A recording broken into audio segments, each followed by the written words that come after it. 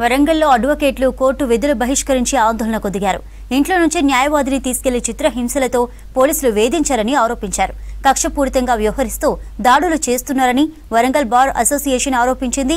అడ్వకేట్లపై దాడులను ప్రభుత్వం సీరియస్ గా తీసుకోవాలని డిమాండ్ చేశారు.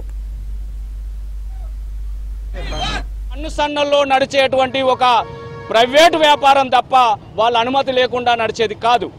అట్లాంటి వ్యవస్థలో న్యాయవాదిగా ఉన్నటువంటి వ్యక్తిని వాళ్ళు పిలిచినప్పుడు గేటు తాళం తీయలేదనే పేరు మీద అద్దెకున్నటువంటి న్యాయవాది మీద దౌర్జన్యం చేసినటువంటి బోరుబండ ఎస్ఐని తక్షణమే సస్పెండ్ చేయాలని చెప్పేసి ఉన్నత అధికారులకు తెలియజేసినప్పటికీ ఇప్పటి వరకు కూడా దాని మీద ఎలాంటి చర్య తీసుకోలేదు. దానికి నిరసనగానే ఇవాళ రాష్ట్ర వ్యాప్తంగా ఉద్యమం చేస్తున్నటువంటి పరిస్థితి.